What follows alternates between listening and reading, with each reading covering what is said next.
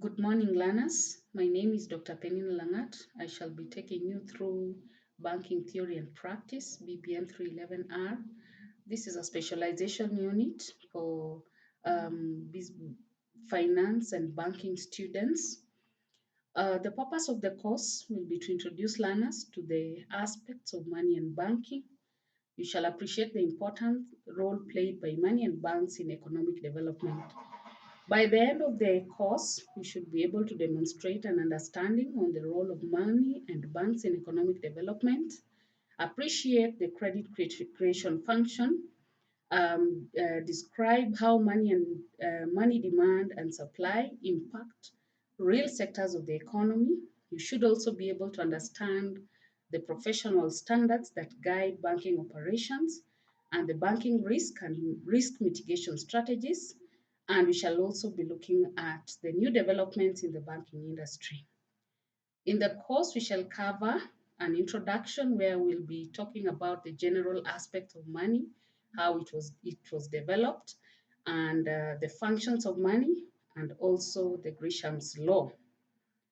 Um, the second topic after the introduction, we shall be handling the monetary policy. We shall look at its objectives, the instruments that are used in monetary policy, and also the factors that influence the effectiveness of the monetary policies that have been adapted in developing countries like Kenya. We shall also look at the fiscal policy, the origins, the objectives, the instruments, limitations, and also compare with the fiscal policy and monetary policy. We shall also be looking at the credit creation, which is a function of the banks. We shall look at the money multiplier process and what aspects limit credit creation functions by commercial banks.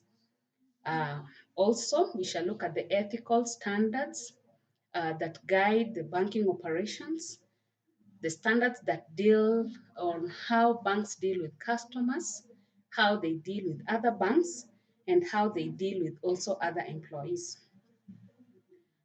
We shall look at other areas like the banking control environment.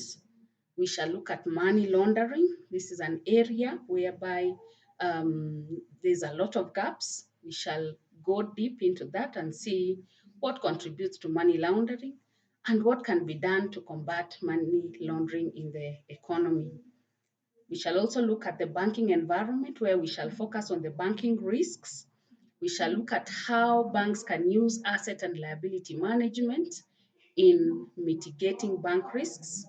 We shall discuss on internet banking, which is still an emerging area, and we shall also look at the Islamic banking. Last but not least, we shall look at the emerging issues and emerging bank products in the banking sector. On the learning approaches, we shall be using blended learning. We shall be having group discussions. We shall be having lectures.